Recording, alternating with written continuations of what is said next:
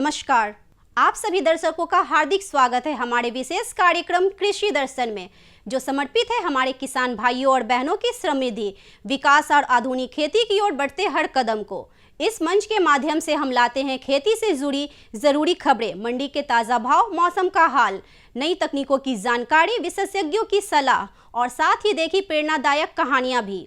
तो आइए शुरुआत करते हैं आज के अंक की ओर। सबसे पहले नजर डालते हैं हमारे पहले सेगमेंट खबरें खेती की पर। नमस्कार किसान भाइयों और बहनों, खबरें खेती की के इस विशेष अंक में आपका हार्दिक स्वागत है।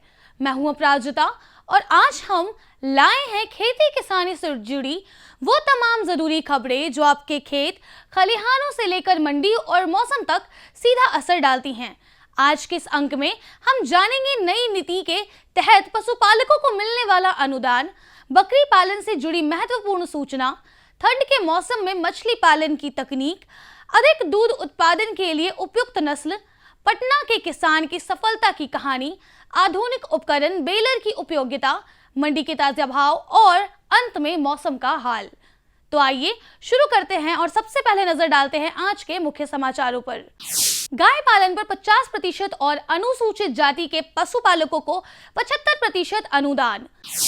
बकरियों में पीपीआर टीकाकरण की अपील, ठंड में बीमारियों का बढ़ा खतरा। कम तापमान में तालाब की गहराई बढ़ाकर मछली उत्पादन को सुरक्षित रखने की सलाह। अधिक दूध उत्पादन के लिए शंकर और फ्रीजियन क्रॉस नस्ल की मांग में वृद्धि।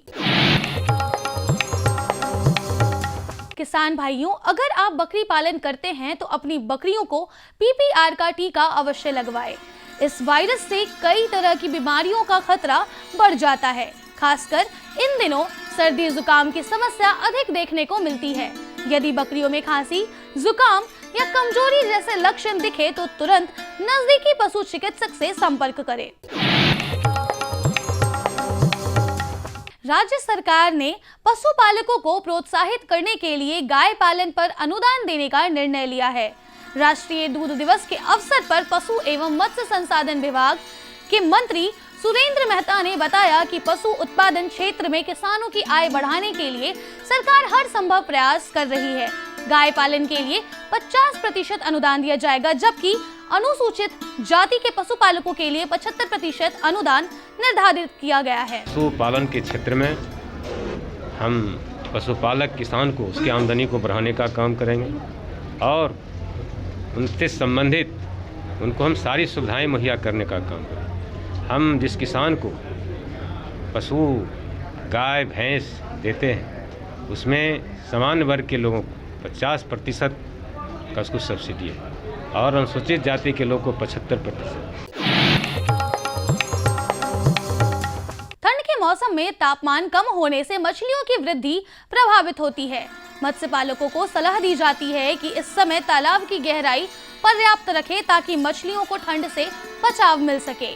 पानी की उपलब्धता ज्यादा होनी चाहिए और अचानक तापमान बदलाव से बचाने के लिए तालाब की नियमित निगरानी करें। अधिक दूध उत्पादन के लिए पशुपालकों को शंकर प्रजाति का पालन करने की सलाह दी जाती है। शंकर और फ्रीजियन क्रॉस नस्ल सभी मौसमों में अनुकूल रहती है और अच्छी दूध उत्पादन क्षमता रखती है। वहीं देशी नस्ल की गायें भी कम खर्च में अच्छा मुनाफा देती हैं और स्वास्थ्य के लिहाज से मजबूत होती हैं। सफलता की इस कड़ी में आज हम जुड़ रहे हैं ग्राम बड़ी पहाड़ी, जिला पटना के प्रगतिशील किसान सुरेंद्र महतो जी से। ये पालक साग की खेती कर लागत से अधिक मुनाफा कमा रहे हैं। उनका कहना है कि इन दिनों बाजार में हरी सब्जियों की मांग लगातार बढ़ रही है, जिससे लाभ भी अधिक मिल रहा है। आधुनिक खेती में समय और मजदूरों की कमी को देखते हुए वैज्ञानिकों ने कई उपयोगी यंत्र विकसित किए हैं, जिनमें से एक है बेलर मशीन। यदि आपने फसल हार्वेस्ट से कटवाई की है तो खेत में बचे डंठल को बेलर आसानी से इकट्ठा कर मिट्टी में मिलाता है, तो बाद में खाद के रूप में उपयोगी हो जाता है। चलिए जानते हैं पटना अनाज मंडी में अनाजों के ताजा बाजार भाव। लोकल गेहूं 4000 रुपए प्रति क्विंटल, सरबती गेहूं 4600 रुपए प्रति क्विंटल, एमपी गेहूं 4,500 रुपए प्रति क्विंटल, उसना चावल 7,000 रुपए प्रति क्विंटल, सोनम चावल 7,500 रुपए प्रति क्विंटल, सुपर चावल 8,000 रुपए प्रति क्विंटल, अरवा सुपर चावल 11,000 रुपए प्रति क्विंटल। किसान भाइयों, आज अधिकतम तापमान 24 डिग्री सेल्सियस और न्यूनतम तापमान 12 डिग्री सेल्सियस रहने का अनुमान है। प्रदेश के ज्यादातर क्षेत्रों में सुबह हल्की से मध्यम धुंध रहने की संभावना है। उत्तर बिहार में ठंडी हवा के कारण सुबह शाम ठंड का असर अधिक महसूस होगा। दक्षिण और मध्य बिहार में मौसम शुष्क रहेगा और बारिश की संभावना नहीं है। पशुओं को सुबह की धुंध और ठंडी हवा से बचा कर रखें तथा सिंचाई का समय दिन के तापमान के अनुसार तय करें। तो यह थी आज की प्रमुख खेती बाड़ी से जुड़ी खबरें, मंडियों के ताज़ा भाव और मौसम का पूर्वानुमान। साथ ही हमने जानी कुछ नई तकनीकें और मशीनें जिनसे खेती और पशुपालन को और अधिक सशक्त लाभकारी बनाया जा सकता है। और हाँ, हमें मिली एक किसान की प्रेरणादायक सफलता की कहानी भी, जिसने साबित किया कि परंपरागत खेती भी अगर सही तरीके से की जाए तो बेहतर मुनाफा और पहचान दोनों मिल सकते हैं। अब समय है हमारे अगले सेगमेंट का, जिसमें हम जुड़ेंगे एक और महत्वपूर्ण जानकारी के साथ। यह विषय ना सिर्फ खेती किसानी से जुड़े लोगों के लिए महत्वपूर्ण है, बल्कि इससे जुड़ी बातें आने वाले समय में नए अवसरों के द्वार भी खोल सकती हैं। तो आइए विस्तार से समझते हैं इस विषय को हमारे विशेषज्ञ के माध्यम से। किसान भाइयों, आपका अपना कार्यक्रम कृषि दर्शन में आपका स्वागत है। किसान भाइयों, जब हम खेती की चर्चा बिहार में खास करके करते हैं तो रबी की ना हो ये बेमानी होगी। और इसलिए रबी की ना हो, रबी के बारे में मैं कहना चाहूँगा कि जो बुनियादी ज़रूरतें होती है आम लोगों की, वह दाल रोटी होती है। और दाल रोटी दोनों, दलहन और गेहूं दोनों रबी में ही होती है। तो रबी हमारे लिए महत्वपूर्ण बिहार के लिए है, चूँकि खरीफ के मौसम में फसल पूरे ज़मीन पर आबाद नहीं हो पाता है, मतलब पूरा ज़मीन एक्वायर नहीं कर पाते हम लोग खेती से, कारण कुछ बाढ़, कुछ सुखाड़, कई सारी समस्याएं। लेकिन खरीफ एक ऐसी फसल है जिसमें लगभग जो हमारा खेत है वो आच्छादित होता है रबी फसलों से। तो आज उसी में हम चर्चा, जब दाल रोटी की चर्चा होती है तो दाल का कटोरा कहा जाने वाला मोकामा का टाल क्षेत्र, जो दलहन रिसर्च सेंटर है, दलहन रिसर्च केंद्र जो वहाँ है PRC, उसके सहायक वैज्ञानिक डॉक्टर प्रेमचंद कुमार हमारे साथ मौजूद हैं। सर, आपका हमारे कार्यक्रम में स्वागत है। दाल की चर्चा खास करके आपके क्षेत्र से न हो, चूँकि मोकामा दाल के लिए पूरे बिहार में जाना जाता है। कई सारी समस्याओं से किसानों को रूबरू भी होना पड़ता है। और चूँकि आपके यहाँ जो ज़मीन है, टाल क्षेत्र जिसको कहते हैं, वो एक फसला ज़मीन है, रबी ही आच्छादित होता है उसमें मुख्य रूप से।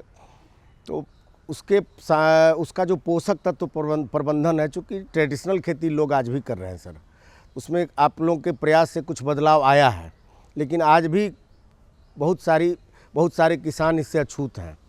तो उन सारे किसानों के लिए कि पोषक तत्व प्रबंधन समय समय पर कैसी होनी चाहिए, क्या होनी चाहिए दलहनी फसलों में, इस पर सर आप ज़रा हमें जानकारी दीजिए। कृषक बंधु, ये रबी का मौसम है और इस मौसम में जैसा कि आप लोगों को पता है कि हमारे बिहार की सारी ज़मीन में रबी फसल लगाया जाता है और रबी फसलों में दलहनी फसलों का अपना एक महत्व है। तो दलहनी फसलों में का एक अपना महत्व है, तो ये ज़रूरी है किसानों को जानना कि उसमें पोषक तत्व का प्रबंधन कैसे करें, और वो भी समेकित पोषक तत्वों का प्रबंधन कैसे करें कि उत्पादन अधिक हो। तो ये सबसे पहला जानना जरूरी है कि समेकित पोषक तत्व प्रबंधन होता क्या है। तो चलिए हम बताते हैं कि समेकित पोषक तत्व प्रबंधन एक तकनीक है जिसमें कि किसान बंधु रासायनिक खाद के साथ साथ जैविक एवं जीवाणु खादों का प्रयोग कर करके वो खेतों की उर्वरा शक्ति को बढ़ाते हैं, उपज बढ़ जाता है और उर्वरा शक्ति हमेशा मेंटेन रहता है, निरंतर बरकरार रहती है। अब हम आते हैं कि दलहनी फसलों में समेकित पोषक तत्व प्रबंधन कैसे करें कि उपज अधिक हो। तो जैसा कि पता है कि रासायनिक खाद, तो सबसे पहले जब हम लोग बीज लेते हैं तो उसी समय बीज का उपचार जीवाणु खाद, जो कि एक राइजोबियम नाम की बैक्टीरिया होती है, उससे उसको बीज को उपचार कर करके खेतों में डालते हैं। ऐसा करने से जो नाइट्रोजन की मात्रा है वो पौधों को अपने आप प्राकृतिक रूप से वो जो जीवाणु है वो वातावरण से नाइट्रोजन को ले करके मिट्टी में उसको जमा करता है और पौधों को उपलब्ध करवाता है। तो इसके लिए हमें जो है क्या करना होता है, तो 50 ग्राम गुड़ को वो आधा लीटर पानी में घोल बना करके गर्म कर करके ठंडा कर करके और आधा केजी का एक पैकेट लेकर करके हम लोग उससे उस ठंडा होने पे मिला कर करके बीज उपचार करते हैं। तो जीवाणु खाद खेत में चला जाता है, ये तो बीज उपचार के माध्यम से। दूसरा ये है कि पीएसबी भी एक बैक्टीरिया है, फास्फोरस सोलुलाइजिंग बैक्टीरिया कहते हैं इसको। तो इसके लिए हम लोग क्या करते हैं कि 10 से 20 केजी पीएसबी हम गोबर की खाद में, 1 कुंटल गोबर की खाद में या कंपोस्ट में मिला करके रात भर छोड़ देते हैं, हल्की नमी बना करके, और सुबह अंतिम जुताई में उसका बुरकाव कर देते हैं, छिड़काव कर देते हैं। तो ऐसा कर देने से जो फास्फोरस जरूरी है पौधों को वो उपलब्ध हो जाता है। तो आपके मन में ये बात प्रश्न आ सकता है कि सर फास्फोरस पौधों को क्या करता है। तो फास्फोरस खास करके दलहनी फसलों में, वो जड़ की सभी फसलों में दलहनी में जड़ का विस्तार जितना होगा तो नाइट्रोजन का फिक्सेशन उतना ही ज़्यादा होगा। तो नाइट्रोजन के फिक्सेशन ज़्यादा होने के लिए जड़ का विस्तार ज़्यादा होना जरूरी है। इसके लिए उसमें हमको फास्फोरस की ज़रूरत होती है। तो ये जो फास्फोरस पीएसबी बैक्टीरिया है, वो जो फास्फोरस मिट्टी में पड़ी हुई है उसको सोलबलाइज कर करके पौधों को उपलब्ध कराता है। तो ये तो बात हुई जीवाणु खाद की। अब बात होगी रासायनिक खाद की।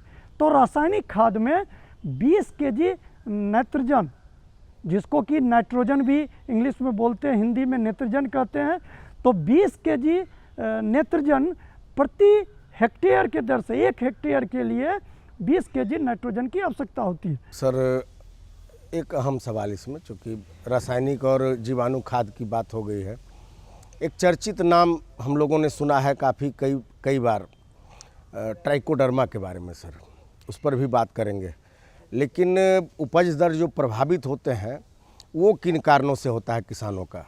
सबसे अहम सवाल ये है कि हमारा जो यील्ड रेट है वो किस कारण से प्रभावित होता है? जी, आपने बहुत अच्छा सवाल किया और ये किसान बंधु को जानना चाहिए। पहला चीज़, बीज का चयन अवश्य अच्छा चयन करना चाहिए, अच्छे प्रभेद का चयन करना चाहिए।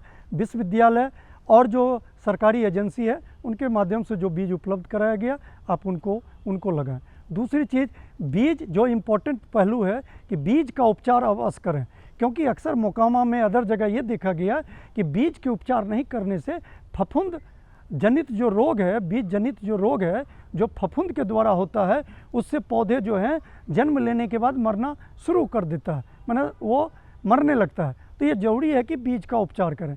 तीसरी चीज़, अक्सर किसान हमारे क्या करते हैं कि वो उर्वरक का प्रयोग नहीं करते हैं, तो अवश्य रूप से वो जीवाणु खाद और रासायनिक खाद, थोड़ा ही मात्रा रासायनिक खाद लगना है तो वो अवश्य दें, क्योंकि प्रारंभिक अवस्था में यदि उसको खाद पोषक तत्व उपलब्ध नहीं होगा तो वो फसल पौधे स्वस्थ नहीं होंगे तो उपज वो प्रभावित करता है।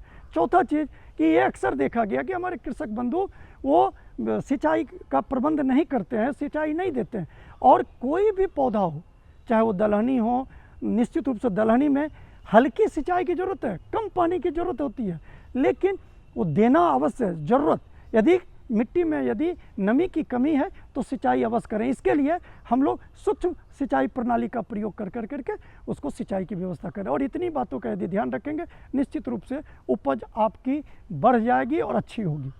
एक इसके अलावा सर और किन किन चीज़ों पर, चूँकि बहुत महत्वपूर्ण फसल पर हम लोग चर्चा कर रहे हैं, तो और किन किन चीज़ों पर समय के अनुसार स्टेज वाइज जिसको कह सकते हैं कि किन किन चीज़ों की सावधानी बरतने की ज़रूरत होती है, कौन कौन से स्टेज पे किन किन चीज़ों का? जी, इनके अलावा किसान बंधु को ये देखना चाहिए कि खरपतवार नियंत्रण जरूरी है, और ये खरपतवार नियंत्रण जो है वो 30 से 35 दिन के अंदर कंट्रोल में रहना चाहिए, अन्यथा वो यील्ड प्रभावित करेगा। तो खरपतवार पे ध्यान रखना है, चाहे वो इंटरकल्चर के माध्यम से हो या बाज़ार में कई तरह के जो हैं तृणनाशी उपलब्ध है, उनको आप प्रयोग कर करके खरपतवार को ये करेंगे। साथ ही साथ कृषक बंधु लगातार अपने खेत में जाएंगे और खेतों का मॉनिटरिंग करेंगे। तो यदि किसी तरह का कीट व्याधि का प्रकोप होता है, किसी तरह की समस्या होती है, तो आप कृषि विज्ञान केंद्र, दलहन अनुसंधान केंद्र, कृषि विश्वविद्यालय और कृषि अनुसंधान केंद्र और अपने आप पदाधिकारी से संपर्क कर करके आप अपने खेतों में वैज्ञानिक को बुला सकते हैं और सलाह ले सकते हैं। इतनी बात का यदि ध्यान रखेंगे तो उत्पादन। साथ ही साथ जब आप कटाई करते हैं तो उस समय एक चीज़ का ध्यान रखना है कि वर्षा से पहले मौसम को देखते हुए जो आप मौसम का पूर्व अनुमान जो बताया जाता है उनको ध्यान में रखते हुए, उनकी जानकारी रखते हुए आप फसलों की दलहनी फसलों की कटाई करें।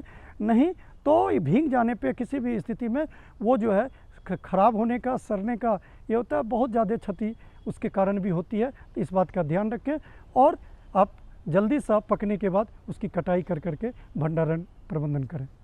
तो किसान भाइयों, कम से कम इन बातों का जो हमारे विशेषज्ञ बताते हैं, हमारा उद्देश्य ये होता है कि आप हमारे कार्यक्रम से इसका लाभ लें और आप अपनी आमदनी को दुगना चौगुना करें, जिससे आपका निरंतर विकास हो। और दलहनी फसल, हमने पहले भी कहा कि दाल हमारी बुनियादी ज़रूरत है, और अगर आप इसको सही कर लेते हैं, आप अपना उपज दर मेंटेन कर लेते हैं, तो निश्चित रूप से आप समृद्ध होंगे, और जब आप समृद्ध होंगे तो राज्य और देश पूरा समृद्ध होगा। सर, आप हमारे कार्यक्रम में आए, इसके लिए आपका बहुत बहुत धन्यवाद। और किसान भाइयों, मिलते हैं हम फिर एक नए एपिसोड के साथ। तब तक के लिए दीजिए हमें इजाज़त। नमस्कार। विशेषज्ञों से मिली ये उपयोगी जानकारियां निश्चित रूप से आपके लिए लाभकारी सिद्ध होंगी। अब समय है एक छोटे से विराम का। आप कहीं जाइएगा मत, क्योंकि ब्रेक के बाद हम लौटेंगे और भी रोचक और उपयोगी जानकारी के साथ। बने रहिए हमारे साथ कृषि दर्शन में। हर जोखिम से निकल कर फसल आए, सुरक्षित हो जाए। फसल बीमा से हर किसान अब आत्मनिर्भर हो जाए। अब सूखा पड़े या बाढ़ आ जाए, कोई डर नहीं। अब ओले पड़े या कीट पतंगे फसल खा जाए, कोई फिक्र नहीं। अब कैसी भी आपदा हमारी फसल पे आ जाए, क्षति होने पर हमारे दावों का उचित भुगतान मिलता है, क्योंकि हमने लिया है प्रधानमंत्री फसल बीमा। बुआई से फसल कटाई तक हर जोखिम का दावा, न्यूनतम प्रीमियम पर अधिकतम भुगतान का वादा। योजना से हर साल जुड़ रहे हैं 5 करोड़ से ज्यादा किसान। अब आपकी है बारी। नजदीकी कृषि कार्यालय, सहकारी समिति, बैंक शाखा, अधिकृत बीमा कंपनी या जन सेवा केंद्र में स्वेच्छा से करा सकते हैं पंजीकरण। फसल बीमा पोर्टल या फसल बीमा ऐप द्वारा भी किया जा सकता है पंजीकरण। प्रधानमंत्री फसल बीमा योजना, आपकी फसलों का संपूर्ण सुरक्षा कवच। कृषि एवं किसान कल्याण मंत्रालय, भारत सरकार। ब्रेक के बाद एक बार आपका फिर से स्वागत है आपका हमारे खास कार्यक्रम कृषि दर्शन में। अब पेश है हमारा अगला सेगमेंट, एक संक्षिप्त लेकिन ज्ञानवर्धक फीचर फिल्म, जिसमें हम देखेंगे खेती से जुड़े महत्वपूर्ण विषय पर एक रोचक प्रस्तुति। तो आइए देखते हैं आज की यह विशेष फिल्म।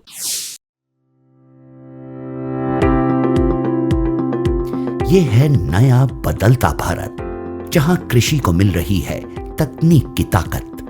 आज युवा किसानों की आधुनिक दृष्टिकोण और नवाचार कृषि में नई उम्मीदें जगा रहे हैं। आधुनिक कृषि की ये नई तस्वीर खेती को प्रभावशाली और सुसंगत व्यवसाय बना रही है। कृषि के पुराने तरीकों से कीट, रोग और मौसम में उतार चढ़ाव जैसी समस्याओं का समाधान संभव नहीं है। इस बात को समझते हुए माननीय प्रधानमंत्री श्री नरेंद्र मोदी जी ने कृषि को भी धीरे धीरे हाईटेक बनाने की पहल की है। ड्रोन टेक्नोलॉजी हमारे कृषि सेक्टर को दूसरे लेवल पर ले जाने वाली है। किस जमीन पर कितनी और कौन सी खाद डालनी है, मिट्टी में किस चीज की कमी है, कितनी सिंचाई करनी है, ये भी हमारे यहाँ अंदाजे से होता रहा है। ये कम पैदावार और फसल बर्बाद होने का बड़ा कारण रहा है। लेकिन स्मार्ट टेक्नोलॉजी आधारित ड्रोन यहां भी बहुत काम आ सकते हैं। प्रधानमंत्री जी के दूरदर्शी नेतृत्व में केंद्रीय कृषि एवं किसान कल्याण मंत्रालय बड़ी तेजी से किसानों को टेक्नोलॉजी से जोड़ रही है। सरकार कृषि कार्यों के लिए ड्रोन के उपयोग को प्रोत्साहित कर रही है। किसान ड्रोन कृषि उद्योग में क्रांति ला रहा है।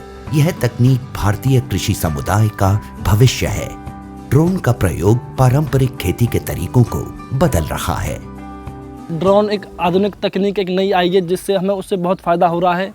जो दवाई डाल देते हैं ड्रोन में उड़ के स्प्रे करती है जैसे, और दवाई भी छिड़कती है, हम बचाव होता है, शरीर का बचाव होता है, उससे बहुत सारे फ़ायदे हैं। पहले हम स्प्रे करते थे मशीन में 100 लीटर पानी 200 लीटर पानी में 1 किलो स्प्रे होती थी, अब उसमें 10 लीटर पानी में 1 किलो स्प्रे होती है। अत्याधुनिक तकनीक, हाई रेजोल्यूशन कैमरों और उन्नत सेंसर से लैस किसान ड्रोन भारतीय कृषि क्षेत्र की काया पलट करने की क्षमता रखता है। कीटनाशकों और उर्वरकों का छिड़काव, हवाई निगरानी, फसल और मृदा स्वास्थ्य की निगरानी, बीजारोपण, क्षतिग्रस्त फसलों का आकलन और फसल बीमा के दावों का तेजी से निपटान के अलावा फसलों के स्वास्थ्य संबंधी रियल टाइम जानकारी दे सकता है। यह कीटों, बीमारियों और पोषक तत्वों की कमी की पहचान कर सकता है। इसकी मदद से समय रहते किसान अपनी फसलों की सुरक्षा के उपाय कर सकते हैं। इससे सबसे बड़ा फायदा है कि आप इसमें दवाई डाल के और इसको भर के छोड़ देंगे, पूरे खेत में करके वापस वहीं आ जाएगा। आप जैसे खेत में नहा धोकर गए थे वैसे के वैसे वापस आओगे। साथ ही किसान ड्रोन का प्रयोग स्वामित्व योजना के अंतर्गत भूमि अभिलेखों के डिजिटलाइजेशन और पशुधन ट्रैकिंग के लिए भी किया जा सकेगा। वैसे तो किसान ड्रोन आज देश की जरूरत है, पर ड्रोन चलाने के लिए प्रशिक्षित ऑपरेटर्स की कमी, ड्रोन के रखरखाव की चुनौती और ड्रोन चलाने के लिए जरूरी सुरक्षा निर्देशों की जानकारी की कमी जैसी कुछ समस्याएं अभी भी बनी हुई हैं। इन समस्याओं के निदान के लिए केंद्रीय कृषि और किसान कल्याण मंत्रालय ने कई पहल किए हैं, जिनमें नीतिगत परिवर्तन भी शामिल हैं। कृषि मंत्रालय द्वारा कृषि संस्थानों को 10 लाख तक का अनुदान, व्यक्तिगत किसानों की सहकारी समितियों जैसे CHC और FPO को भी ड्रोन की खरीद के लिए वित्तीय सहायता मिलती है। किसानों के खेतों में ड्रोन के लिए फार्म मशीनरी प्रशिक्षण और परीक्षण संस्थानों FMTTI, भारतीय कृषि अनुसंधान परिषद ICAR संस्थानों, कृषि विज्ञान केंद्रों तथा राज्य कृषि विश्वविद्यालयों को कृषि यंत्रीकरण उप मिशन के तहत आकस्मिक व्यय के साथ ड्रोन लागत की 100% दर पर वित्तीय सहायता प्रदान की जाती है। वित्तीय सहायता और अनुदान प्रदान करने के अलावा ड्रोन फैसिलिटेशन सेंटर का विकास भी किया जा रहा है। कुशल ड्रोन ऑपरेटर्स की कमी को पूरा करने के लिए प्रशिक्षण कार्यक्रम चलाए जा रहे हैं। प्रशिक्षित किसानों की DGCA द्वारा सभी जरूरी औपचारिकताएं प्रशिक्षण केंद्रों में ही पूरी कर ली जाएं, यह भी सुनिश्चित किया जा रहा है। ड्रोन प्रौद्योगिकियों के अनूठे लाभों को ध्यान में रखते हुए मंत्रालय ने ड्रोन के जरिए 10 तरह के फसलों पर कीटनाशक के छिड़काव हेतु मानव संचालन प्रक्रिया SOP जारी किए हैं। आधुनिक कृषि उद्योग एक महत्वपूर्ण मोड़ पर है। कल तक जो किसान संसाधन के अभाव में मजबूर था, वो अब तकनीक की ताकत से मजबूत हो रहा है। नए भारत की नई तस्वीर गढ़ रहा है।